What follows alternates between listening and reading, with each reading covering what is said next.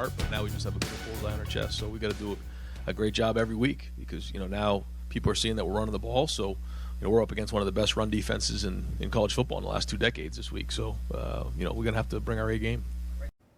All right, there you heard it. Ryan Day knows his team has a bullseye on their chest as they are now number 4 in the entire country. Number 1 in some eyes. Scott Frost, I know, said that he voted them number 1 in the coaches poll.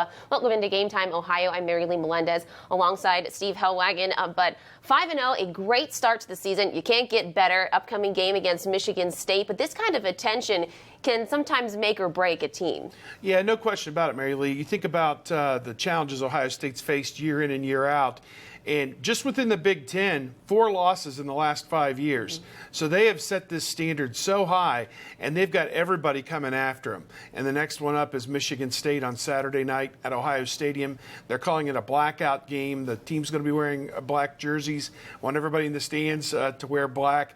And that kind of just gives you this idea that they're taking this game, it's their homecoming game, very seriously. A quality opponent, a ranked opponent coming in, and the Buckeyes want to maintain that level of excellence. They're trying to stay in the top 3 or 4 in the nation for the polls and also win the Big Ten this year. The level of excellence you're talking about, to say they've set the bar high, it's definitely an understatement. 500 yards of offense in every game except one where they had over 450 yards. So the expectations moving forward, do you think that they can really keep up this pace offensively and defensively? That's a great question. Obviously, the challenges are going to get tougher for them as they go along through the season. When you get into conference play and teams are familiar with what you do offensively and defensively, it becomes much more difficult.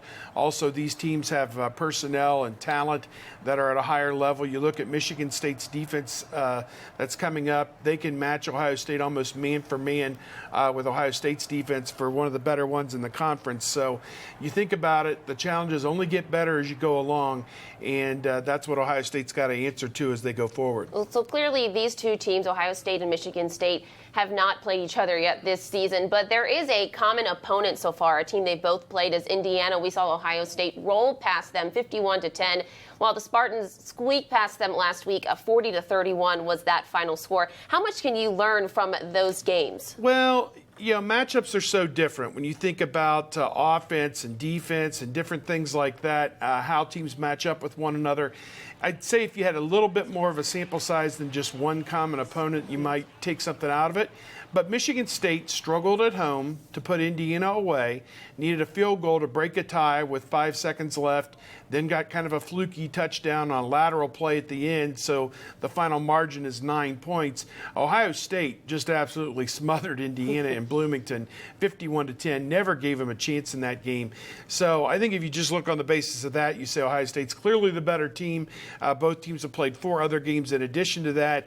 I just like Ohio State in this game because it's at home, and certainly you think about the relative strength of the two teams, the Buckeyes, there's no team in the country that has as good an offense and defense combination right now as Ohio State. All right, Steve, thank you so much. All eyes will definitely be on the Buckeyes and the Spartans playing prime time on Saturday night. After the game, we have the post-game show here on Spectrum News 1, highlights, analysis, and we also have Coach Ryan Day's live press conference. But right now, it's time for Ohio Voices.